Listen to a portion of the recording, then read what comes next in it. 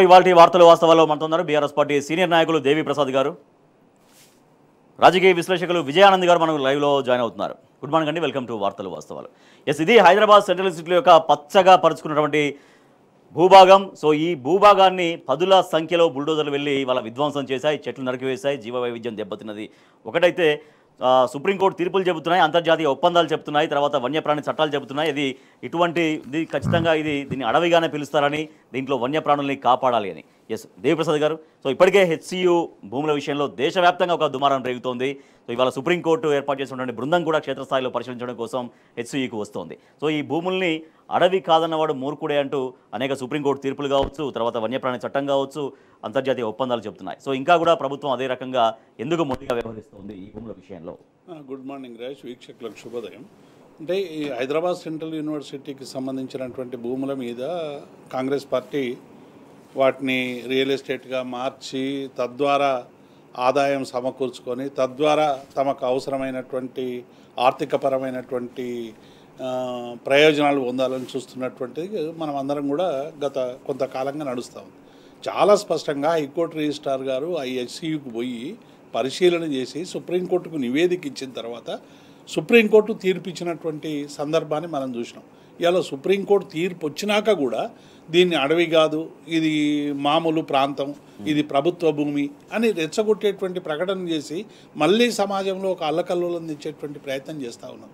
ఇది అడవి అని చెప్పడానికి లక్ష కారణాలు అనేకం కూడా పర్యావరణవేత్తలు కావచ్చు, లేకుంటే చాలా కాలంగా హైదరాబాద్ నగరం మీద ప్రేమ ఉన్నటువంటి పర్యావరణవేత్తలు కావచ్చు, రాజకీయ పార్టీలు కావచ్చు, విద్యార్థులు కావచ్చు, ఆ కళాశాలలో పనిచేస్తున్నటువంటి అధ్యాపకులు కావచ్చు, వీళ్ళందరూ కూడా అనేక సందర్భాల్లో ప్రభుత్వానికి వినతించారు.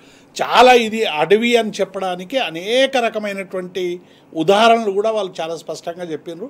చెప్పిన తర్వాత కూడా ఇవాళ మళ్ళీ ఇది అడవి కాదు, అడవి అని అన్న వాళ్ళ మీద కేసులు పెట్టేటువంటి ఒక దుర్మార్గమైనటువంటి చర్యను కూడా మనం చూస్తూ ఉన్నాం. నిన్న దిలీప్ కొంతం గారికి కానీ లేకుంటే మా క్రిషాంక్ గారికి కానీ నోటీసులు ఇచ్చి గంటల పాటు ఏం విచారణ చేస్తారు? మీకు అంత ధైర్యము దమ్ముంటే విచారణ చేయాల్సింది హెచ్సియులో.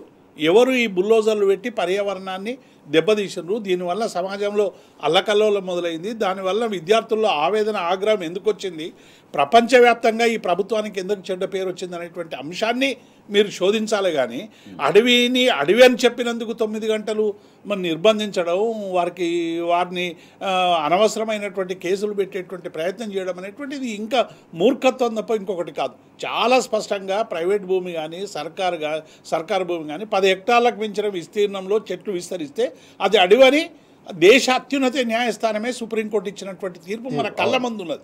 భూమిలో 10% విస్తీర్ణంలో నీడనిచ్చే చెట్లుంటే ఖచ్చితంగా దాన్ని అడవిగా పరిగణించాలనేటువంటి ఒప్పందాలు, అంతర్జాతీయ ఒప్పందాలు కళ్ళ ముందు కనబడతాయి. గవర్నమెంట్ జీవో 23 కూడా అదే చెబుతోంది. 2 హెక్టార్లకు మించి స్థలంలో చెట్లుంటే వాటిని అన్నా కూడా అటవీ శాఖ పర్మిషన్. అది ఒక్కటే కాదు, వన్యప్రాణి ఒప్పందం 1972 ప్రకారం కూడా జాతీయ పక్షి కానీ దాని గుడ్డును చెదిమిన కనీసం 3 ఏళ్ల పాటు కటకటాలు లెక్కించాల్సిందని వన్యప్రాణి చట్టాలు.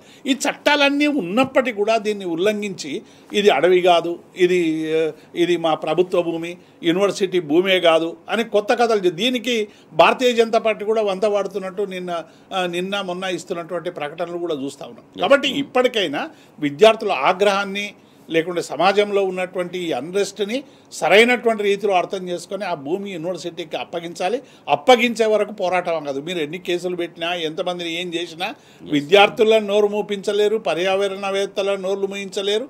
ఇటు బీఆర్ఎస్ పార్టీ కూడా మా కేటీఆర్ గారు చాలా స్పష్టంగా చెప్పినారు, ఈ విషయంలో మేము ఎంతవరకైనా పోతాం, విద్యార్థుల పక్షాన ఉంటామని చెప్పింది. కాబట్టి డెఫినెట్గా ఈ భూమి విద్యార్థులకు దక్కేంత వరకు న్యాయమైనటువంటి పోరాటం, అట్లాగే అవసరమైనటువంటి అన్ని పోరాటాలకు కూడా బీఆర్ఎస్ పార్టీ మద్దతుగా ఉంటుంది. రైట్ విజయానంద్ గారు, అక్కడ అసలు అడవే కాదు, అక్కడ అసలు ఎటువంటి జీవాలు లేవు, అంటే అక్కడ మచ్చల జింకలు లేవు, గుంట నక్కలు ఉన్నాయంటూ ముఖ్యమంత్రి మాట్లాడడం చూసాం. కానీ తర్వాత అక్కడ జింకలు ఎట్లా ఇవాళ మృత్యువాత పడుతున్నాయి, అక్కడ జింకలు లేకపోతే అవి ఎట్లా మృత్యువాత పడతాయి ఒకటి.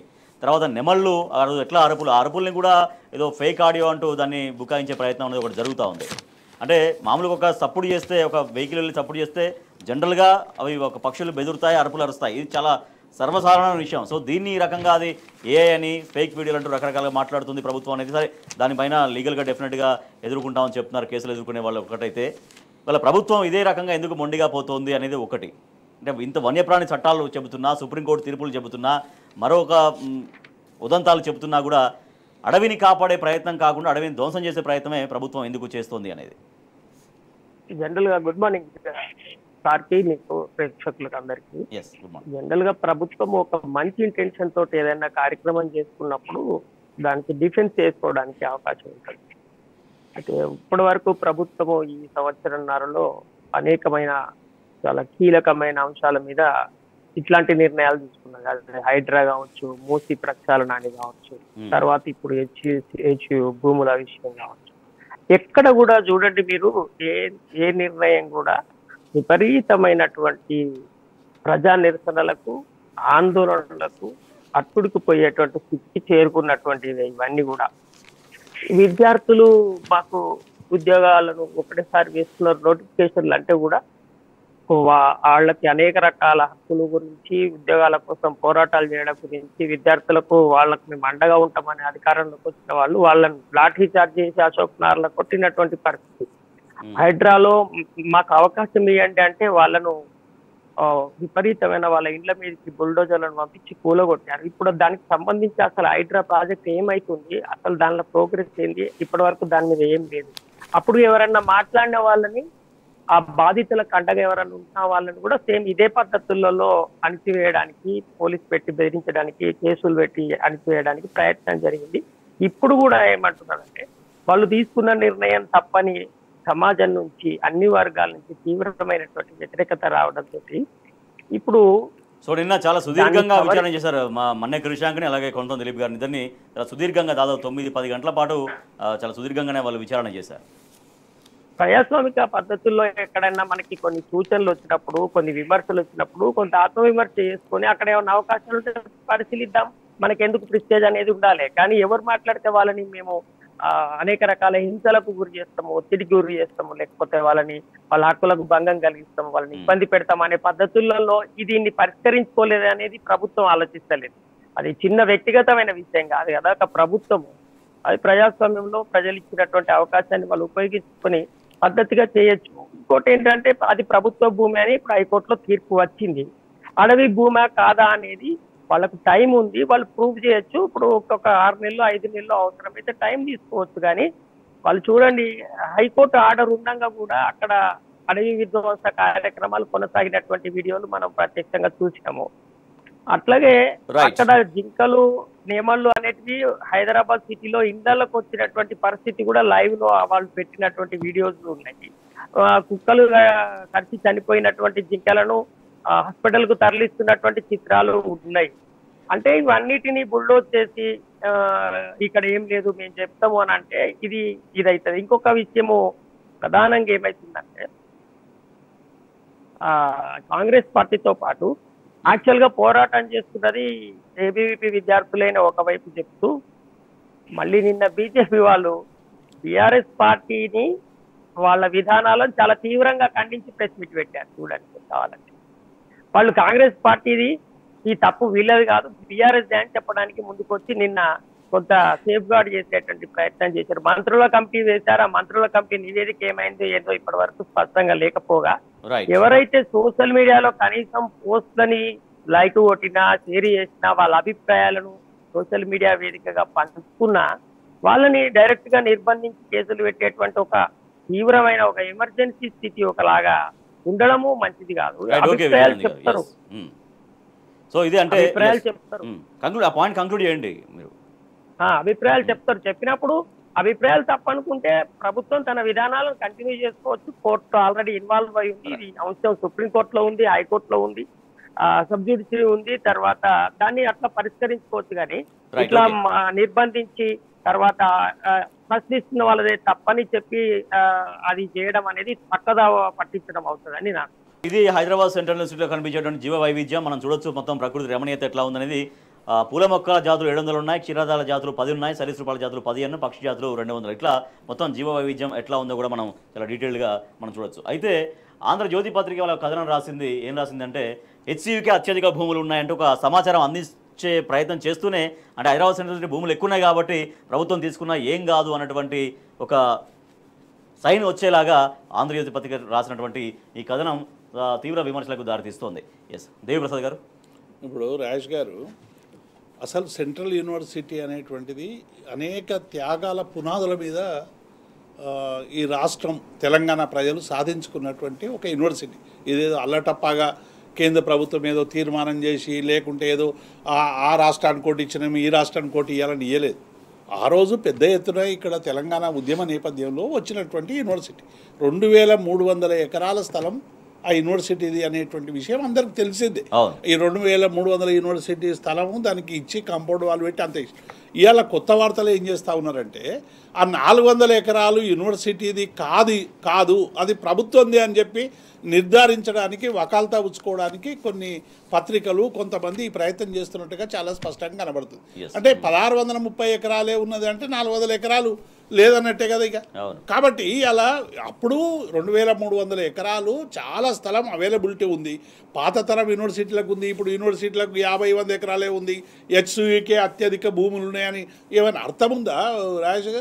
అప్పుడు తెలంగాణలో చాలా విస్తీర్ణమైనటువంటి భూమి ఉండడం వల్ల విద్యాలయాలకు చాలా భూములు ఇచ్చిండ్రు. అప్పుడు విద్యాలయాలకు భూములు ఇవ్వడం వల్ల అది యూనివర్సిటీలో రీసెర్చ్కి కానీ మిగతా వాటికి కానీ ప్రపంచవ్యాప్తంగా వస్తున్నటువంటి విద్యార్థులకు ఉపయోగపడేటువంటి ఒక యూనివర్సిటీగా తలమానికంగా ఉంది. ఇంకోటి భవిష్యత్ తరాలకి రకరకాల కోర్సులు వస్తాయి, రకరకాల అవసరాలు పడతాయి. ల్యాబ్స్ కావచ్చు, లేదా బిల్డింగ్స్ కావచ్చు, ఇంకా ఇన్ఫ్రాస్ట్రక్చర్ అనేది ఎప్పటికప్పుడు డెవలప్ అవుకుంటూ వెళ్తుంది. కానీ ఇప్పుడే మనం ఇంతే సరిపోతుంది అనుకోలేము. ఇంకా కాదు, ఇంకా దీనికి డబ్బులు ఉన్నా కూడా అది భవిష్యత్తులో విస్తరించాల్సిందే. రాజేష్ గారు, ఏమైపోద్దంటే 28 రాష్ట్రాలు ఉన్నటువంటి భారతదేశం, మీరు అన్ని రాష్ట్రాల్లో లేకుంటే కొన్ని రాష్ట్రాల్లో సెంట్రల్ యూనివర్సిటీ పెట్టుకోవాలంటే క్రైటీరియా ఉంటుంది. మీరు 500 ఎకరాలు ఉంటే సరిపోతుందని అంటే మీరు ఇప్పుడు 500 ఎకరాలు పెట్టి 1500 ఎకరాలు తీసుకుంటారా? ఏంది అసలు మీ ప్రభుత్వ ఉద్దేశం ఏంది, వీళ్ళ ఉద్దేశం ఏంది? 500 ఎకరాలు ఉంటే చాలు సెంట్రల్ యూనివర్సిటీ కంటే, మిగతా 1500 ఎకరాలు మీరు ఏమైనా రేపు కుదువబెట్టడానికా, రేపు ఏం చేయడానికి ప్రయత్నం చేస్తున్నారనేటువంటి అనుమానాలు వస్తాయి కదా. కాబట్టి ఆయా రాష్ట్రాల్లో అక్కడ ఉండేటువంటి అవసరాల మేరకు ప్రజా అవసరాలకు ఉపయోగించబడేటువంటి భూములు ఎక్కడెక్కడ ఉంటే యూనివర్సిటీ ఒక దగ్గర 500 ఎకరాలకు పెడతారు, 700 ఎకరాలకు పెడతారు, 1000 ఎకరాలకు పెడతారు. మన దగ్గర స్థలం అవైలబిలిటీ ఉంది కాబట్టి అప్పుడు అవసరాల రీత్యా 2300 ఎకరాలు ఇచ్చారు. కాబట్టి దీని మీద మీ కన్నుబడి 500 ఎకరాలు ఉంటే చాలు, 1500 ఎకరాలు పోయినా పర్వాలేదు అని చెప్పి అలా మాట్లాడడం అనేటువంటిది ఇది పూర్తిగా ఏమో దుర్మార్గమైనటువంటి వాదన తప్ప ఇంకొక పచ్చదనం విద్యార్థులకు అవసరం లేదు. ఎందుకంటే ఒక మంచి ఆరోగ్యంగా ఉండాలన్నా కూడా ఇప్పుడు వాళ్ళు ఎప్పుడు హాస్టళ్ళు, లైబ్రరీలు, స్కూళ్ళు, క్లాసులు తప్పించి అట్లా ఉంటారు. కాబట్టి సో వాళ్ళకి ఒక పచ్చదనం కూడా అందిస్తే వాళ్ళ ఆరోగ్యం కూడా బాగుంటుందనే ఉద్దేశంతో అక్కడ అంత పచ్చదనం కూడా రాజేష్ గారు ఉపయోగించుకుంటుంది. విద్యార్థులకు ఆందోళన చేస్తే కేసులు పెడతారని తెలుసు. జీవితంలో మాకు కొంత ఇబ్బందులు అయితే అని తెలిసినప్పటికి కూడా ఎందుకు అంత తీవ్రమైనటువంటి ఫైట్ చేశారంటే ఆ యూనివర్సిటీకి, ఆ పర్యావరణానికి, ఆ విద్యార్థులకు ఉన్నటువంటి ఎమోషనల్ బాండింగ్ కదా. కాబట్టి ఈ విద్యార్థులు ఈ జీవ వైవిధ్యం కానీ పర్యావరణం కానీ ఉండాలని చెప్పి అలా పర్యావరణం విషయం మీద మాట్లాడుతూ ఉంటే మీరు వాళ్ళ మీద కేసులు పెట్టి, రకరకాల కేసులు పెట్టి, ఇలా వాళ్ళని ఇబ్బందులు పెట్టి, మిగతా వాళ్ళని ఇబ్బంది పెట్టేటువంటి ఈ దుర్మార్గ చర్యలు ఎందుకు? రైట్. ఎస్ విజయానంద్ గారు, హైదరాబాద్ సెంట్రల్ యూనివర్సిటీకి అత్యధిక భూములు ఉన్నాయి అని ఆంధ్రజ్యోతిలో పెద్దగా వచ్చినటువంటి హెడ్లైన్. అంటే అత్యధిక భూములు ఉన్నాయి కాబట్టి ఇప్పుడు ప్రభుత్వం చేస్తున్న ప్రయత్నం సబబే ఆ భూములు లాక్కోవచ్చు అనేటువంటి ఒక సెన్స్ ప్రజల్లోకి పంపించే ప్రయత్నం అనేది ఒక ప్రశ్న.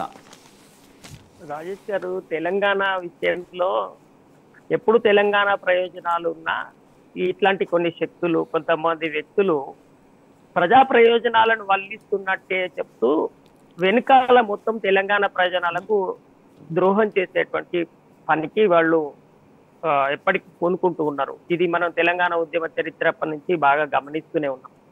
చెప్పడానికి చాలా సాఫ్ట్ గా కనబడుతుంది, కానీ ఇంటెన్షన్స్ మొత్తం తెలంగాణ ప్రయోజనాలు దెబ్బతీయడానికి అనుకూలంగా ఉంటాయి.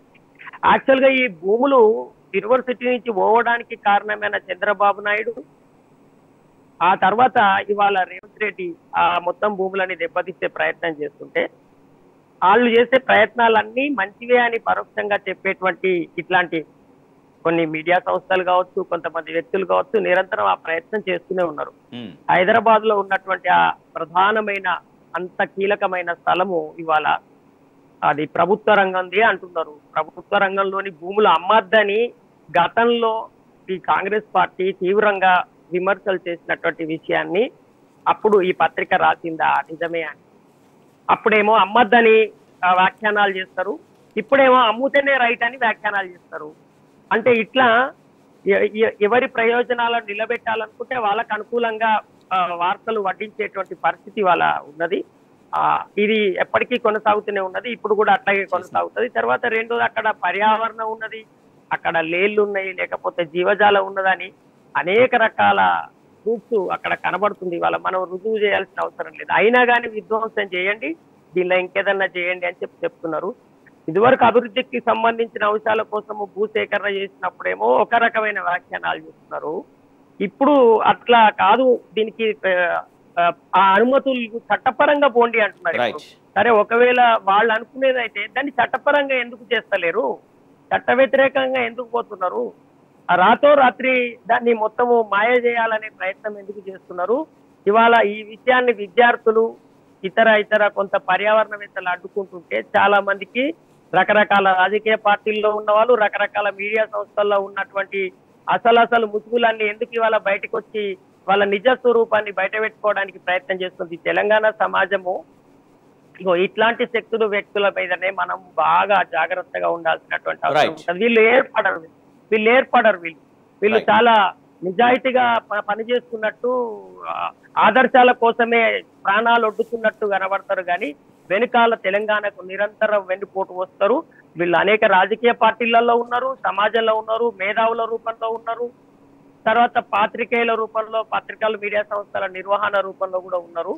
ఇవాళ ఒక రకమైనటువంటి ఇట్లాంటి దాడి ఎప్పటికీ తెలంగాణ మీద జరుగుతుంది. ఇది ఇంకా కొనసాగుతుంది. ఈ విషయంలో సున్నితంగా ప్రజలు అన్నిటినీ పరిశీలించాలని మనకి. ఓకే విజయానంద్ గారు, సో ఇప్పటికే తెలంగాణ రాష్ట్ర ప్రభుత్వం హైదరాబాద్ సెంట్రల్ యూనివర్సిటీ భూముల్ని లాక్కునే ప్రయత్నం జరుగుతోంది అని పూర్తిగా ఇంత వ్యతిరేకత వస్తుంటే హెచ్సియుకి అత్యధిక భూములు అంటూ ఆంధ్రజ్యోతి పత్రిక ప్రచురించినటువంటి కథనం పట్ల తీవ్రంగా విమర్శలు వ్యక్తమవుతున్నాయి. అంటే భూములు ఎక్కువన్నాయి కాబట్టి ప్రభుత్వం తీసుకోవచ్చు అని ఒక మెసేజ్ని ప్రజల్లోకి పంపించే ప్రయత్నం చేస్తోందా ఈ పత్రిక అంటూ ఆగ్రహాలు వ్యక్తమవుతున్నాయి. మరోపక్క వీడియోల విషయంలో నిన్న మన్నే క్రిషాంక్ని, తర్వాత కొనతం దిలీప్ని సుమారు 10 గంటల పాటు విచారణ చేశారు.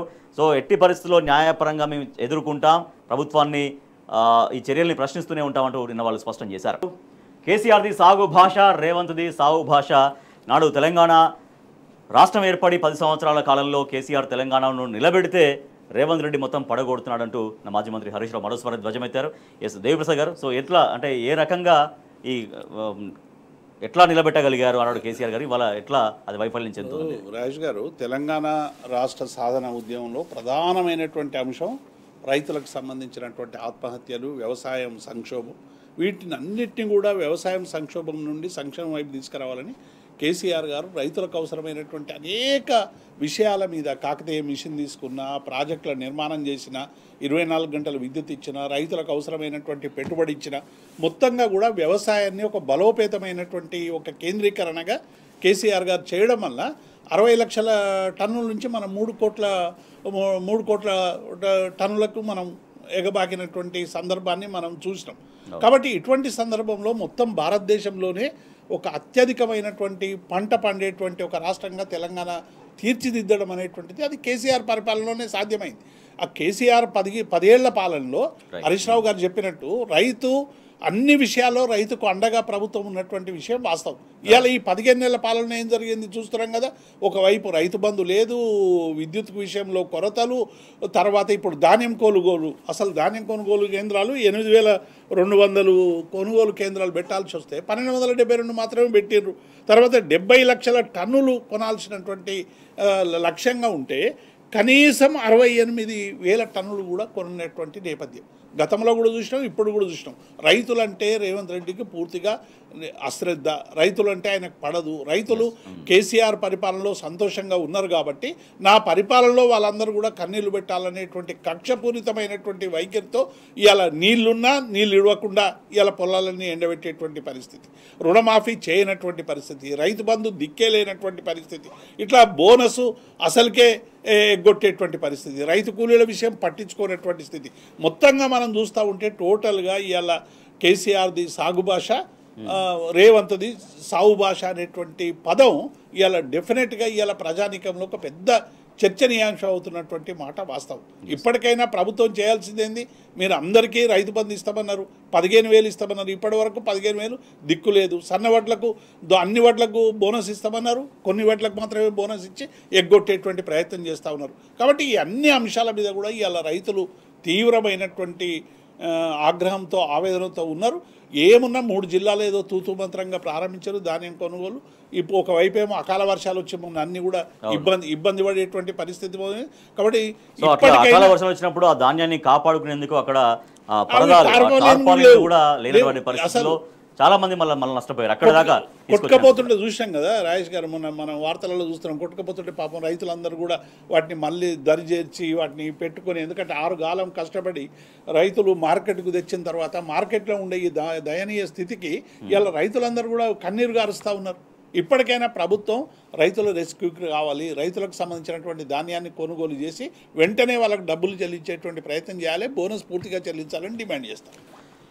రైట్. విజయానంద్ గారు, రైతులు ఇవాళ రైతు భరోసా అంటే రైతు బంధు కాదు, రైతు భరోసా రైతు భరోసా కూడా ఇవాళ రైతాంగానికి చేరిన పరిస్థితి ఒకటి. రుణమాఫీ కాక ఇబ్బందులు పడుతున్నారు. చాలా చోట్ల ఆత్మహత్యలు, రోజుకొక రైతు ఆత్మహత్య చేసుకోవడం మనం చూస్తున్నాం. దాంతోపాటుగా పండించిన పంట చివరి డెస్టినేషన్ కొనుగోలు కేంద్రం అక్కడ అమ్మేసుకుంటే రైతు పని అయిపోద్ది. కానీ అక్కడ కూడా ఇబ్బందులు పడుతున్నటువంటి పరిస్థితి. కొనుగోలు కేంద్రాల దగ్గర కూడా సౌకర్యాలు లేక, ఆ కొనుగోలు సరిగ్గా కాక అక్కడ కూడా రైతులు ఇబ్బందులు పడుతున్నటువంటి పరిస్థితి. సో ఇవన్నీ కూడా ప్రభుత్వానికి కనిపించట్లేవా అనేది మీరు అడిగిన ప్రశ్నలో కేసీఆర్ గారు ఉన్నప్పుడు ఎలా ఉంది, ఇప్పుడు ఎలా ఉంది అనేది ఉంది. కేసీఆర్ గారు ప్రభుత్వానికి రావడానికి ఒక నేపథ్యం ఉంది. ఆ తెలంగాణ ప్రజల ఆకాంక్షలు, ఉద్యమం తర్వాత తెలంగాణ ప్రజానికం అంతా ఈ తెలంగాణకి కేసీఆర్ లాంటి నాయకుడు అయితేనే రేపు పునర్నిర్మాణం జరుగుతుంది, మనం అనుకున్న లక్ష్యాలు నెరవేర్తాయని చెప్పిన తర్వాత ఆనాడు ఉన్నటువంటి కొత్త రాష్ట్రము దానికి ఉన్న పరిస్థితులలో వాళ్ళు పరిపాలన కొనసాగించారు. 5 ఏళ్ల పరిపాలన తర్వాత ఇంకా బాగుందని మళ్ళొకసారి వాళ్ళకి అవకాశం ఇచ్చినప్పుడు మళ్ళీ అనేక నూతన పథకాలు తీసుకొచ్చి వాళ్ళ పార్టీ విధానాలను వాళ్ళు అమలు చేశారు.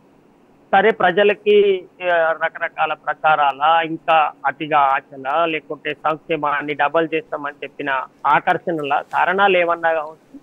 ఒకసారి కాంగ్రెస్ కూడా అవకాశం ఇస్తే ఇంకేమన్నా మరి వీళ్ళు ఏదో చేస్తలేరు అని చెప్పి ఇంకేదో చేయాలని ఒక ప్రచారం జరిగిన నేపథ్యంలో ప్రభుత్వాన్ని మార్చి కొత్త వాళ్ళకి అవకాశం ఇచ్చారు. ప్రజాస్వామ్యంలో అది సహజమైన విషయం.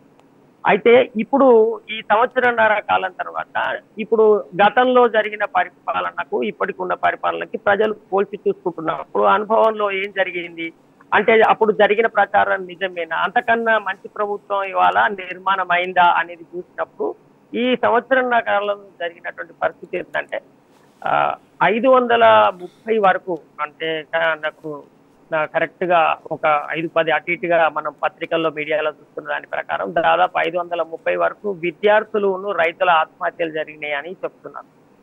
సో నేను ఇంకా మిగతా విషయాలకు పోకుండా ఇంత దారుణం అయితే ఇంత తక్కువ టైంలో జరిగి ఉండాల్సింది కాదు తెలంగాణలో అనేది అయితే మాత్రం అందరికీ బాధ కలిగించేటువంటి విషయము. హాస్టళ్లలో సరిగా సదుపాయాలు లేక, ఫుడ్ అందక రకరకాల చనిపోయిన విద్యార్థులు, తర్వాత రైతులు ఆత్మహత్యలు, ఇవి ఇంత బాగా పెద్దగా మళ్ళీ పెరిగినటువంటి సందర్భమే మనకు కనబడుతుంది. ఆ తర్వాత తీసుకున్నటువంటి అన్ని నిర్ణయాలు కూడా అట్లీస్ట్ ప్రజల నుంచి వస్తున్నటువంటి పరిస్థితి ఏంటంటే పాత ఎన్న కొనసాగిస్తే బాగుండు, అట్లీస్ట్ కొత్తగా ఇంకేం చేయకుండా మంచిగా అని అడ్జస్ట్ అయ్యేదాకా కూడా వస్తే అది కూడా అందుతలేదు అని చెప్పి అంటున్నారు. రైతులకు అప్పుడు కనీసం రైతు బీమా అన్న, ఇప్పుడు ఆ రైతు బీమా కూడా వీళ్ళు డబ్బులు కట్టలేదు, రైతు బీమా కూడా అందుతలేదు. ఇంకా అదనంగా ఇంకేమన్నా చెల్లించేటివో, రైతు బంధు లాంటివి, పెంపకమో ఇవన్నీ పక్కన పెట్టినా కానీ కనీసం పాత సంక్షేమ పథకాలు కూడా అందని స్థితికి వచ్చింది. వాటరు, కరెంటు విషయంలో చాలా దారుణమైన పరిస్థితి ఉంది. ఇలాంటివన్నీ కూడా చాలా పెద్ద ఎత్తున ప్రజల్లో చర్చ జరుగుతుంది. ఇంత తక్కువ కాలంలో ఇంత అసంతృప్తిని మూటగట్టుకొని అనేక కాంట్రవర్షియల్ ఇష్యూస్ ని టచ్ చేయడం ద్వారా ప్రజల సంక్షేమాన్ని, ప్రజల యొక్క అభివృద్ధిని, తెలంగాణ అభివృద్ధిని చేయవలసినంత చేయడంలో కొంత వైఫల్యం చెందుతుందేనేమో అని మనకు అనిపిస్తుంది. రైట్. ఓకే విజయానంద్ గారు. ఎస్, దేవిప్రసాద్ గారు, అంటే రైతు పంట పండించి అమ్ముకునేదాకా, అంటే సాగునీళ్ళు అందించే దగ్గర నుంచి చివరికి మద్దతు ధర కల్పించేదాకా ఎన్నో హడిల్స్ దాటుకుంటూ వచ్చి చివరికి కూడా మళ్ళీ రైతు ఇక్కడ ఇబ్బంది పడుతున్న పరిస్థితి. సో రైతాంగ సమస్యల్ని ప్రభుత్వం మరి ఎందుకు విస్మరిస్తుందా, సమస్యలు ప్రభుత్వం దృష్టికి లేవా, ఎందుకు ఈ రకమైనటువంటి ఇబ్బంది? ఇప్పుడు రాజేష్ గారు, రైతులంటే పట్టనటువంటి తత్వం ఈ ప్రభుత్వానికి ఏమైపోయిందంటే, రైతులంటే ఓ లెక్కలేదు. రైతులకు ఇచ్చినటువంటి హామీలు అమలు చేయడంలో పూర్తిగా వైఫల్యం చెందారు. ఒకవైపు రైతులు ఆగ్రహం వ్యక్తం చేస్తే రైతుల మీద రకరకాల కేసులు పెట్టేటువంటి ప్రయత్నం చేస్తారు, ఒకవైపు భూములు గుంజుకునేటువంటి ప్రయత్నం చేస్తారు. రైతులకు సంబంధించినటువంటి అంశం మీద కేసీఆర్ గారు చేసినటువంటి ఒక దృష్టి వల్ల, అంటే భవిష్యత్తులో కూడా రైతులకు ఇబ్బందులు రాకుండా ఉండాలని రిజర్వాయర్లు ఈ ప్రస్తుత అవసరాలకు సరిపోయే కంటే కూడా ఎక్కువ నిర్మాణం చేసి వాటిని అందించేటువంటి ప్రయత్నం చేస్తే నీళ్లున్నా కూడా ఇవ్వనటువంటి నేపథ్యాన్ని మనం చూసినాం. రైతులందరూ కూడా పెద్ద ఎత్తున పోరాటాలు చేస్తున్నటువంటి సందర్భాన్ని చూసాం. కాబట్టి కేసీఆర్ గారి పరిపాలనలో రైతులందరూ కూడా ఈ ప్రభుత్వం మాకు అండగా ఉంది, ఈ ప్రభుత్వం వల్ల మేము వ్యవసాయం చేసుకోగలుగుతున్నాం, 2 పూటల సరిపడేటువంటి సంపాదన చేసుకోగలుగుతున్నాం అనేటువంటి ఒక ధైర్యం, విశ్వాసం ఇచ్చినటువంటి పరిపాలన 10 ఏళ్ళు. కానీ ఈ 15 నెలల పరిపాలన రైతులకు అభద్రతా భావం, ఎప్పుడు ఏం జరుగుతుందో తెలియనటువంటి ఒక దైన్య స్థితి, అవసరమైనప్పుడు రానటువంటి పెట్టుబడి, అవసరమైనప్పుడు రానటువంటి రుణమాఫీ, ఇవన్నీ కూడా చూస్తే ఏమైపోయిందంటే రైతులకు మళ్ళీ 2014 కంటే ముందు సమైక్యాంధ్రలో రైతులకు గోస ఎట్లుండెనో మళ్ళీ ఆ గోస ప్రారంభమైంది అనేటువంటి ఒక భావన రైతుల్లో నెలకొని ఉన్నటువంటి సందర్భాన్ని చూస్తాం. పంచాయతీలు కూడా చాలా బలోపేతమైన, అప్పుడు పంచాయతీ ఎట్లా బలోపేతం ఇవాళ వస్తున్నటువంటి ఫలితాలకి నాడు 10 సంవత్సరాల్లో వేసినటువంటి గ్రామ పల్లె ప్రగతి లాంటి కార్యక్రమాలు అనేకం స్ఫూర్తిగా నిలిచి అనేక ఫలితాలు ఇస్తున్నాయని కూడా మనం చూస్తున్నాం. దేవిప్రసాద్ గారు, ఇప్పుడు మన పల్లె ప్రగతిలో అప్పుడు మనకు 19, 20 దేశవ్యాప్తంగా వస్తే 18 అవార్డులు మనకే వచ్చినాయి రాజేష్ గారు. అంటే ఒక గ్రామాన్ని యూనిట్గా తీసుకొని గ్రామంలో ట్రాక్టర్ ఇవ్వడం కానీ, లేకుంటే పారిశుద్ధ్య పనులకు సంబంధించి కానీ, లేకుంటే హరితహారం కానీ, ప్రతి ఒక్కటి కూడా బాధ్యతగా ఆనాటి ప్రభుత్వం తీసుకునే ప్రయత్నం చేసింది. ఇవాళ ఈ ప్రభుత్వం ఏం చేస్తూ ఉంది, కనీసము పారిశుద్ధ్య పనులకు సంబంధించినటువంటి వేతనాలు కూడా ఇవ్వనటువంటి స్థితి, తర్వాత ట్రాక్టర్లకు డీజిల్ లేనటువంటి పరిస్థితి, మొత్తంగా కూడా ఇవాళ గ్రామీణ వ్యవస్థ అస్తవ్యస్తం అయిపోయింది. ఇవాళ ఒక్కొక్క పంచాయతీ కార్యదర్శి 50,000 నుంచి 2 లక్షల రూపాయల వరకు అప్పులు తెచ్చి ఆ డీజిల్ పోసుకోవడము, రకరకాల పనుల్లో నిమగ్నమైనడు. ఈ ప్రభుత్వానికి గ్రామీణ అంటే ఒక్కటి కాదు, మనం పంచాయతీల విషయమే కాదు, టోటల్గా ప్రజలకు పట్ల ఒక కమిట్మెంట్ లేని, ప్రజల పట్ల ప్రేమ లేనటువంటి, ప్రజల సమస్యల పట్ల సోయి లేని ఒక ప్రభుత్వం ఎందుకు తెచ్చుకున్నామనేటువంటి భావన ఇవాళ సర్వత్రా నెలకొని ఉన్నటువంటి మాట వాస్తవం. సో నాడు బీఆర్ఎస్ ప్రభుత్వ హయాంలో కేసీఆర్ కృషి వల్ల ఇవాళ పంచాయతీలు ఎట్లా ఉన్నాయి, ఇవాళ ఎట్లా ఒక అవార్డులు గెలుచుకుంటున్నాయి, ఎట్లా టాప్ 10లో నిలిచాయి అనేది ఒకసారి మనం డీటెయిల్గా చూద్దాం. ర్యాంకు పంచాయతీ పేరు, మండలం, జిల్లా చూస్తే బుర్నాపూర్ పిట్లం మండలం కామారెడ్డి జిల్లా, తిమ్మాపూర్ మండలం కరీంనగర్, మునిపల్లి జక్రాన్పల్లి నిజామాబాద్, మోర్తాడ్ మండలం నిజామాబాద్ జిల్లా, గుండంపల్లి దిలావర్పూర్ నిర్మల్ జిల్లా, కల్వల కేసముద్రం మండలం మహబూబాబాద్ జిల్లా, చెన్నారం కోస్గి నారాయణపేట జిల్లా, మరియాపురం గీసుకొండ వరంగల్ జిల్లా, దేవునిగూడెం జిన్నారం మంచిర్యాల జిల్లా, బండ్లవల్లి చెందుర్తి రాజన్న సిరిసిల్ల జిల్లా. అంటే కేసీఆర్ ఆ రోజు పెట్టినటువంటి ఒక ఎఫర్ట్ తోటి ఇవాళ పల్లె ప్రగతి రిజల్ట్స్ అనేవి ఇవాళ కొనసాగుతున్నటువంటి పరిస్థితి. ప్రధానమంత్రి నరేంద్ర మోడీ నాయకత్వంలో అచ్చేదిని తీసుకొస్తామంటే అవి అచ్చేదిని కాదు సచ్చేదిని తీసుకొచ్చేటువంటి పరిస్థితి వచ్చిందనేది నా BRS working president KTR react అయ్యారు. పెంచిన గ్యాస్ ధరల్ని వెంటనే ఉపసంహరించాలంటూ కేంద్ర పెట్రోలియం శాఖ మంత్రి హర్దీప్ సింగ్ పూరికి బీఆర్ఎస్ వర్కింగ్ ప్రెసిడెంట్ కేటీఆర్ లేఖ రాశారు. రైట్, విజయానంద్ గారు, పెంచిన గ్యాస్ ధరల్ని ఉపసంహరించాలి, తర్వాత సామాన్యుల బతుకే భారం అయిపోతుంది బీజేపీ ప్రభుత్వ హయాంలో, సామాన్య మధ్యతరగతి ప్రజలు ఇట్లా అనేక రకాల వర్గాలు ఇబ్బందులు పడుతున్నాయి. ఇక్కడ క్రూడ్ ఆయిల్ ధరలు తగ్గినా కూడా ఇక్కడ పెట్రోలు డీజిల్ ధరలు పెరుగుతున్నాయి. వాళ్ళ గ్యాస్ ధరల పెంపుతోటి ప్రజలపైన మరింత భారం వేసింది. వీటిని ఉపసంహరించుకోవాలంటూ బీఆర్ఎస్ వర్కింగ్ ప్రెసిడెంట్ కేటీఆర్ గారి డిమాండ్.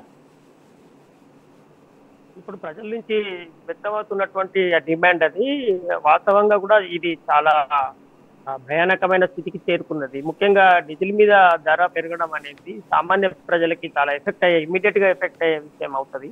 నిత్యావసర ధరలు కూడా చాలా పెరిగిపోతాయి ఇప్పుడు, ఎందుకంటే transportation depend on the motor vehicles కాబట్టి మళ్ళీ ఇప్పటికే అత్యధిక ధరలు ఉన్నాయి.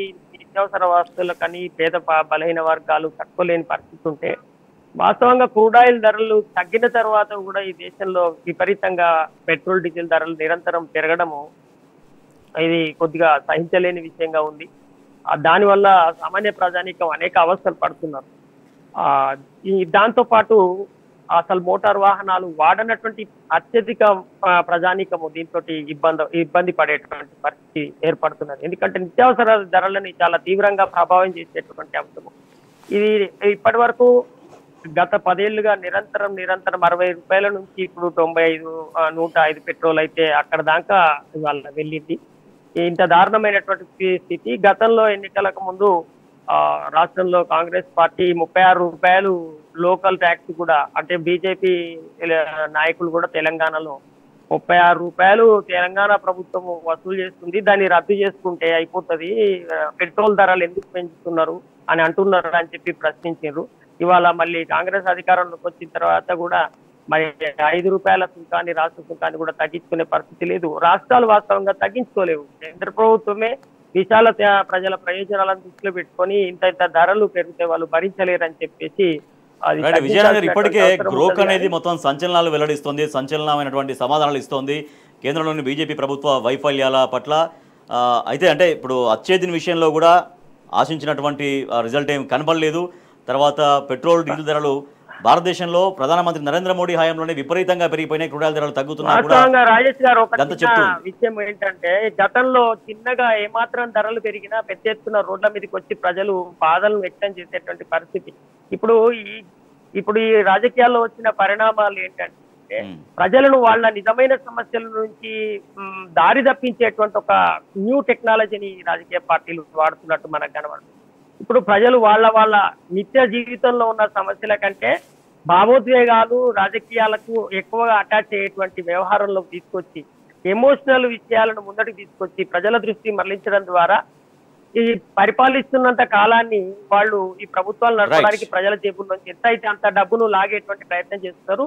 దీనికి తగ్గంత పెద్ద మొత్తంలో నిరసన మన ఇవాళ టీవీలో బ్యానర్ గా రాజకీయ పార్టీల్లో ప్రతిపక్షాల్లో ఉన్న వాళ్ళు ప్రశ్నిస్తున్నారు, కానీ ప్రజల నుంచి పెద్ద మొత్తంలో తిరుగుబాటు వాస్తవంగా రావాల్సింది. ఇంత పెద్ద ధరలు మోయలేరు వాళ్ళు వాస్తవంగా. కానీ ఏమైతుంది, ప్రజలని ఆ ఎమోషనల్ ఇష్యూస్ లో అటాచ్ చేసి పెట్టడం ద్వారా, డైవర్జన్ పాలిటిక్స్ చేయడం ద్వారా వాళ్ళ సమస్యల కోసం కూడా వాళ్ళు ప్రశ్నించలేని పరిస్థితిలోకి వాళ్ళ సమాజాన్ని దేవప్రసాద్ గారు పెంచిన ధరల్ని సామాన్యులు భరించలేరు, అటువంటి వాటిపైన మళ్ళీ పునరాలోచన చేయాలి, వాటిని తగ్గించాలంటూ డిమాండ్ చేస్తుంది మీ పార్టీ. డిమాండ్ చేస్తూ పార్టీ తరఫున బీఆర్ఎస్ వర్కింగ్ ప్రెసిడెంట్ కేటీఆర్ లేఖ రాశారు కేంద్రం.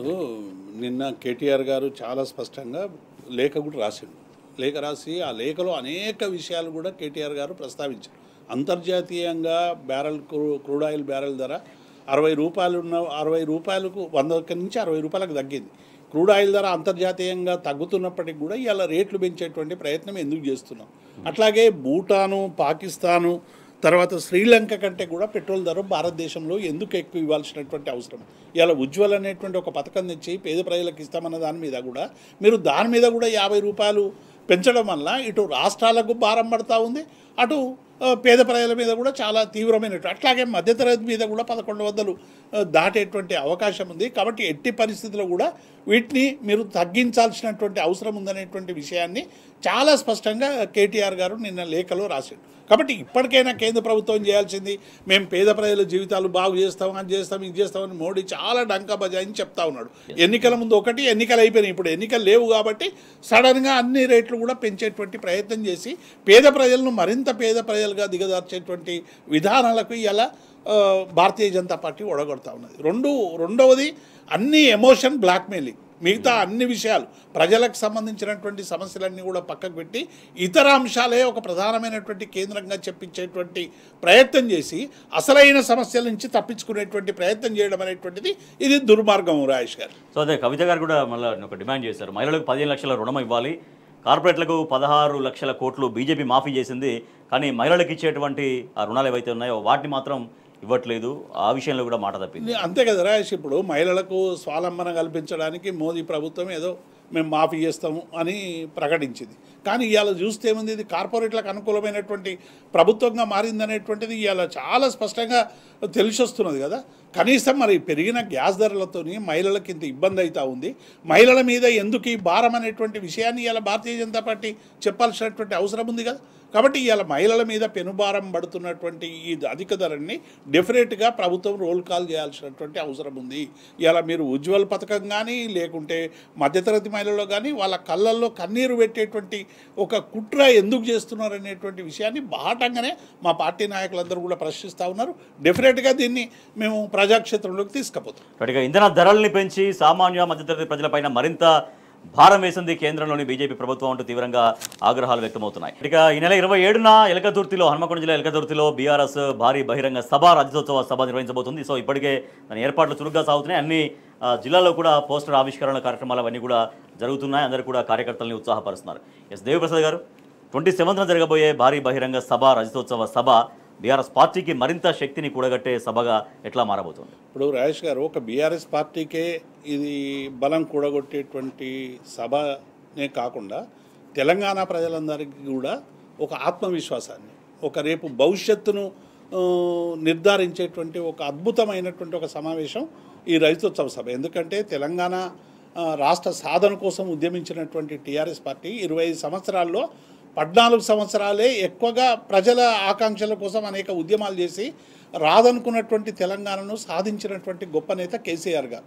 సాధించిన తర్వాత తెలంగాణ అవసరాలకు తగ్గట్టుగా, తెలంగాణ ప్రజల ఆకాంక్షలకు అనుగుణంగా నీటి విషయంలో కానీ, విద్యుత్ విషయంలో కానీ, సంక్షేమం విషయంలో కానీ అన్ని రకాలుగా తెలంగాణ ప్రజలకి అవసరమైనటువంటి పథకాలు అమలు చేసి భారతదేశంలోనే ఒక గొప్ప రాష్ట్రంగా తీర్చిదిద్దినటువంటి నాయకుడు కేసీఆర్ గారు. కాబట్టి ఈ 14 ఏళ్ల ఉద్యమ ప్రస్థానంలో జరిగినటువంటి పోరాట విజయాలు, అట్లాగే 10 ఏళ్లలో జరిగినటువంటి అభివృద్ధి, ఈ రెండింటిని కూడా స్మరించుకుంటూ డెఫినెట్గా ఒక పండగలాగా, అంటే ప్రతి ఒక్కరు కూడా ఈ సభల్లో పాల్గొని రేపు అట్లాగే ఈ 15 నెలలుగా రేవంత్ రెడ్డి ప్రభుత్వం ఈ వికాసాన్ని విధ్వంసంగా చిత్రీకరించేటువంటి ప్రయత్నం, రైతుల నోట్లో మట్టి కొట్టేటువంటి ప్రయత్నం, బోనస్ ఇవ్వనటువంటి నేపథ్యం, రుణమాఫీ చేయనటువంటి సందర్భం, ఇవన్నీ కూడా తెలంగాణ ప్రజలకి 15 నెలల పాలనలో జరుగుతున్నటువంటి అనేక విధ్వంసాలని కూడా ప్రజలకు చెప్పేటువంటి ఒక గొప్ప ప్రయత్నం జరుగుతూ ఉంది.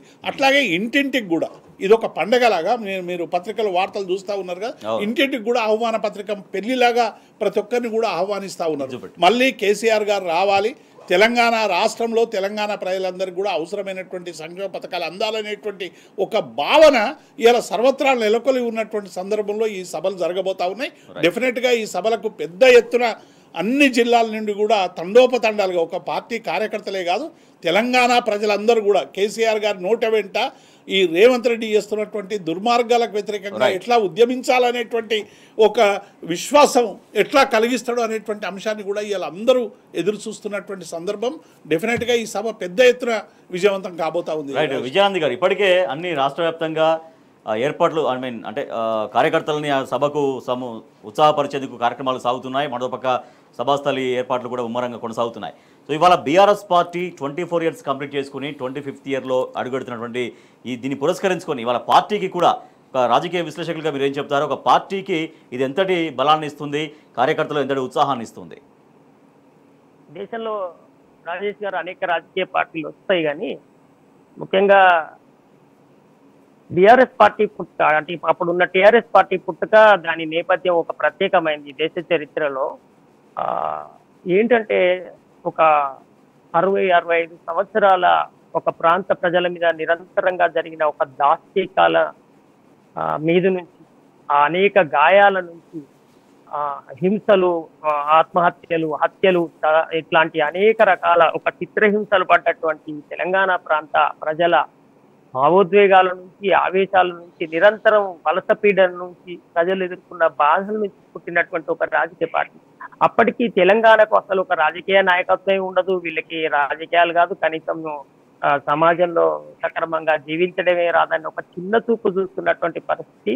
ఎవరైనా ఒకరిద్దరు నాయకులు ఇక్కడ బయటకు వస్తేనే వాళ్ళ వ్యక్తిత్వ హననం చేయడం ద్వారా, వాళ్ళని వేరే పార్టీలో కలుపుకోవడం ద్వారా, వాళ్ళకి పదవులు ఇవ్వడం ద్వారా ఈ తెలంగాణ ప్రజలని ఇక్కడ నాయకత్వాన్ని మొత్తం అణిచిపెట్టగలం అనేటువంటి జాతీయ పార్టీల విధానాలను అనుభవించినటువంటి తెలంగాణ సమాజంలో ఒక పార్టీ పుట్టి, ఆ పార్టీ నిలదొక్కుని, ఆ పార్టీ 25 సంవత్సరాలు ఒక ఉద్యమం 14 ఏళ్ల పాటు చేసి, ఆ ఉద్యమంలో విజయం సాధించి తెలంగాణ రాష్ట్రాన్ని నిజంగా ఏర్పాటు చేసి, ఆ తర్వాత ఒక దశాబ్ద కాలం పాటు వాళ్ళ ప్రపంచంలో ఆ నాయకత్వానికి ఒక ప్రతిరూపంగా దేశవ్యాప్తంగా అనేక అవార్డులు, రివార్డులు కొని భారతదేశంలోనే అత్యున్నతమైన రాష్ట్రంగా తీర్చిదిద్దిన ఒక రాజకీయ నాయకత్వాన్ని ఈ ప్రాంతంలో ఉందని నిరూపించినటువంటి ఒక సందర్భం. కాబట్టి ఇది టిఆర్ఎస్ పార్టీ వాళ్ళకి వాళ్ళ పార్టీ కార్యక్రమం అవుతుందేమో కానీ సమస్త తెలంగాణ ప్రజానికానికి, తెలంగాణ వాదులం అని చెప్పేటువంటి వాళ్ళకి అందరికీ కూడా ఇది వీళ్ళ అంత ఒక ఆత్మగౌరవ ప్రతీకగా అయితే ఖచ్చితంగా ఉంటది. సరే, Right. రాజకీయాలలో గెలుపోటములు ఎన్నికలు అనేది వేరు విషయం అయినప్పటికీ టీఆర్ఎస్ పార్టీ అనేది తప్పకుండా తెలంగాణ ప్రజల యొక్క మనోభావాలకు ఒక ప్రతీకగా ఉండే పార్టీ. అది 25వ వసంతాన్ని పెద్ద ఎత్తున ఈ రాష్ట్రంలో దేశ ప్రజలందరినీ దృష్టి ఆకర్షించేలాగా సెలబ్రేట్ చేసుకుంటున్న సందర్భంలో వారికి శుభాకాంక్షలు. రైట్, ఓకే విజయానంద్ గారు. చివరిగా దేవిప్రసాద్ గారు, ఢిల్లీ పార్టీలను నమ్మితే బతుకుస్తున్నా అంటూ కేటీఆర్ అంటే ఎన్నోసార్లు సందర్భాల్లో చెప్తూ వస్తున్నారు. సో ఇటువంటి విషయాలు కావచ్చు, వాళ్ళ ప్రభుత్వ వైఫల్యాలు కావచ్చు కూడా అక్కడ జరగబోయే సభలో ఎట్లా ప్రజలకి నేరుగా తీసుకెళ్ళబోతున్నారు? కంక్లూడ్. ఇప్పుడు రాజేష్ గారు అంటే ఇంతకుముందే విజయానంద్ చెప్పినట్టు అన్ని రాజకీయ పార్టీల్లాగా తెలంగాణ రాష్ట్ర సమితి పుట్టుక జరగలేదు. ఇది ఒక చారిత్రక నేపథ్యం నుంచి తెలంగాణ ప్రజల చారిత్రక అవసరాల నుంచి ఉద్భవించినటువంటి ఒక ఉద్యమ పార్టీ, తర్వాత రాజకీయ పార్టీగా సంతరించుకొని అన్ని రాజకీయ పార్టీల కంటే కూడా తెలంగాణ ప్రజల సమస్యల్ని సరైనటువంటి రీతిలో పరిష్కరించినటువంటి ఏకైక నాయకుడు కేసీఆర్ గారు. ఇవాళ ఢిల్లీ పార్టీలు చాలా సజీవంగా అటు కాంగ్రెస్ పార్టీ, బీజేపీని అనేక సందర్భాల్లో తెలంగాణ ప్రజలు చూశారు. కాంగ్రెస్ పార్టీ అయితే ఒక సుదీర్ఘకాలం పరిపాలించినప్పటికీ కూడా తెలంగాణ ప్రజల మౌలిక సమస్యలు కానీ తెలంగాణ ప్రజల సంబంధించినటువంటి విషయాలు కానీ ఏమీ పట్టించుకోలేదు. పైగా తెలంగాణ అస్తిత్వం మీద ఎప్పుడూ దాడి చేసేటువంటి ప్రయత్నం చేసినాయి, తెలంగాణ ప్రజలకు సంబంధించినటువంటి అస్తిత్వాన్ని కొల్లగొట్టేటువంటి ప్రయత్నం చేసినాయి. కాబట్టి తెలంగాణ అస్తిత్వాన్ని, తెలంగాణ ప్రజల చారిత్రక కర్తవ్యాన్ని సరైనటువంటి రీతిలో ఆవిష్కరించినటువంటి పార్టీ బీఆర్ఎస్ పార్టీ, దాని నాయకుడు కేసీఆర్ గారు. డెఫినెట్గా ఈ 25 ఏళ్ల సభ తెలంగాణ ప్రజలందరికీ పండగ. ఇది అన్ని మతాలకు, అన్ని కులాలకు అతీతంగా ఒక్క తెలంగాణకే కాదు, మిగతా రాష్ట్రాల్లో ఉన్నటువంటి అనేక మంది కూడా ఇవాళ భారతీయ జనతా పార్టీ, కాంగ్రెస్ పార్టీ అనుసరిస్తున్నటువంటి దుర్నీతికి వ్యతిరేకంగా జరుగుతున్నటువంటి ఒక పోరాటానికి ఒక ప్రతీకగా ఈ సభ జరుగుతుందనేటువంటి విశ్వాసం మాకుంది రాజేష్ గారు. ఇక 3 నాళ్ల పార్టీ కాదు, రజతోత్సవ పార్టీ అంటూ బీఆర్ఎస్ పార్టీ స్పష్టం చేస్తోంది. ఇవాళ రాష్ట్ర ప్రభుత్వ వైఫల్యాల్ని అట్ ద సేమ్ టైం కేంద్ర ప్రభుత్వం అనుసరిస్తున్నటువంటి ప్రజా వ్యతిరేక విధానాలని కూడా ఆ సభ సాక్షిగా చెబుతూనే, ఆ సభ వేదికగా చెబుతూనే అట్ ద సేమ్ టైం రాబోయే రోజుల్లో బీఆర్ఎస్ ఎట్లా బలోపేతం చేయాలి, బీఆర్ఎస్ పార్టీ ఎట్లా తన ప్రస్థానాన్ని మరింతగా కొనసాగించబోతున్న దానిపైన కూడా ఆ సభలో బీఆర్ఎస్ అధినేత కేసీఆర్ దిశానిర్దేశం చేస్తారని చెప్తున్నారు బీఆర్ఎస్ నాయకులు. Thank you so much Vijayanand గారు, థ్యాంక్ యూ సో మచ్ దేవి ప్రసాద్ గారు. ఇది ఇవాల్టి వార్తలు వాస్తవాలు. చూస్తూనే ఉండండి టీ న్యూస్.